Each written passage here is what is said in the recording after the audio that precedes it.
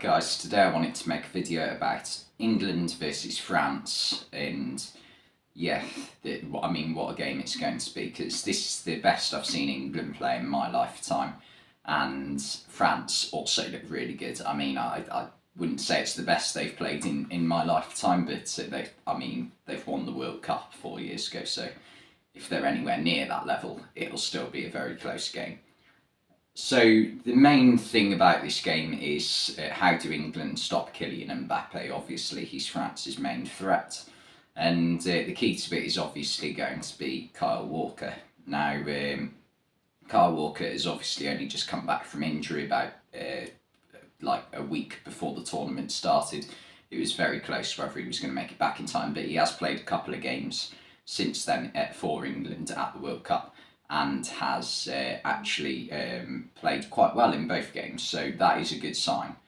Now, whether he'll be able to stop Mbappe is a different question, because he's done it before. He's done it whilst playing for Man City, kept Mbappe reasonably quiet, but there is a difference between doing it for Man City against PSG than for doing it for England against France. Obviously, two different styles of football, isn't it? Although I wouldn't say they're that different, the way that England are currently playing. But yeah, he's shown that he can do it in the past is the main thing. It's just whether he's at the same level, because in the past couple of games he's come up against Ismaila Sarr, and also I think it might have been Dan James in that Wales game, so lesser opponents if we're being completely fair to Mbappe. So yeah, but there is also other threats to France's team as well. Giroud obviously needs someone on him at all times in the box, not like man marking, but someone keeping an eye on him at least, not giving him space, which he thrives on. Dembele versus Luke Shaw will also be interesting. It's one that people aren't talking about so much in terms of like how threatening he is to England as a player, because Dembele's talents are obvious. The fact that he can go both sides, like very two-footed, ridiculously good at dribbling, maybe not the best finisher of all time, but in terms of setting up chances for his teammates, there isn't many better in world football over the past year or so. Antoine Griezmann as well. Again, that this is why I think England need to start both Declan Rice and Jordan Henderson in midfield, because you've got two like workhorses there effectively who can definitely stop that. Well, try do a decent job of stopping that threat being more effective than having Mason Mount in that midfield. Not that Mason Mount isn't a bad player, but he's not as defensively sound as Jordan Henderson, obviously. And then at the other end, we're going to need the creativity of players like Bellingham, Foden, Saka, and Kane up against the France defence, which I haven't been overly impressed with so far this tournament. That's yet to keep a clean sheet. They've conceded in all 4 of their games, I think. So yeah, it's definitely not looking great for them defensively. They've got ageing Hugo Lloris in goal, who makes mistakes, so getting shots off will be one key thing. I mean, he's not a bad shot stopper, but he can, if you put crosses into the box, he can fumble them, so definitely he's a weakness in this France team. As well as the centre-backs, I've said this before, I don't understand the logic in starting Raphael Varane and Dayot Upamecano ahead of players like Konate and Saliba, who are in much better form, even if Varane has done it in the past. And I don't know, Deschamps seems to really have a thing for having Upamecano in his defence. I think he's good, Upamecano, but I just don't think he's playing at the level of Konate or Saliba right now, so I don't understand that. Theo Hernandez at left back, so obviously going to get forward and cause problems as well, but that could leave space for whoever it is on the right. I'm going to assume it's going to be Saka starting on the right, because he started the last game and played reasonably well and scored as well.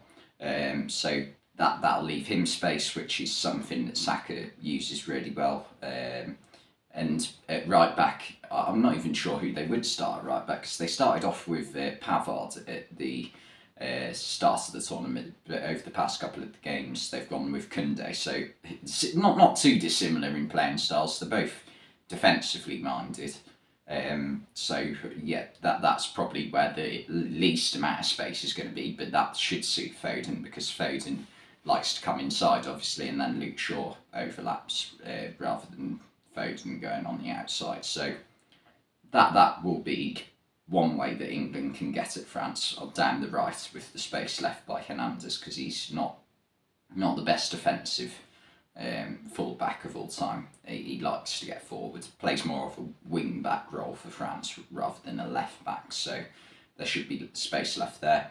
And then in France's midfield, I've mentioned the threat of Griezmann already, but we know from what they've done so far this tournament they're likely to play probably Tchouaméni as well as Rabiot, who Tchouaméni's a good player, but I think Rabiot, our midfield could get the better of that three. I think Tchouaméni, Rabiot and Griezmann, when you compare it to Rice, Henderson and Bellingham.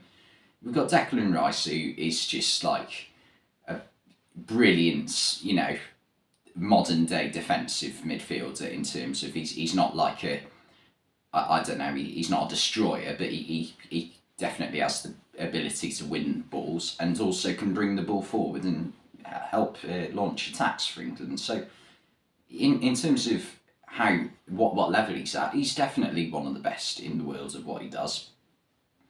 I'd put him at a similar level as Tchouaméni personally. And then Henderson and Rabiot, for me, Rabiot's not a bad footballer, but there's only one winner there, isn't there, really, in my opinion. I think Henderson gets the better of Rabiot. And then, well, it depends. I'm not thinking. I need to think more about Griezmann up against Rice, because that's going to be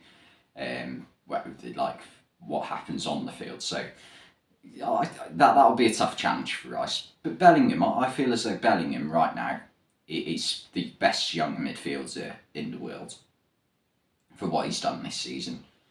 For Dortmund and for England, I just see him right now as a level, maybe not technically, but physically he's a level above Pedri and Gavi as well, and technically he's also great. So the point I'm trying to make in this video is that a lot of people are writing off England right now, and I think it'll be a really close game. I think it's two teams at a very, very similar level.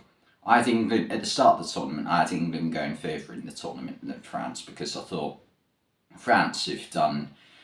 England didn't have a great run up to this tournament in the Nations League, but France, there just seems to be one controversy after another in their side at the moment. So I just didn't really think of backing them, because I thought that they've got quality players, but are they? It is that. Feeling of togetherness there in the team, and I didn't think it would be, but they've done better than I thought they would and looked better than I thought they would. But yeah, I think it'll be a really close game. I'm going to back England though. I think we can do it.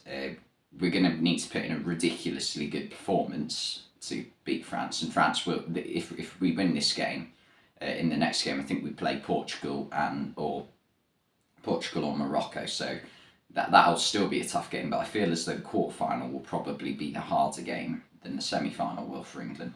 So I think we can win this. Anyway, thanks for watching this video, and I'll see you next time.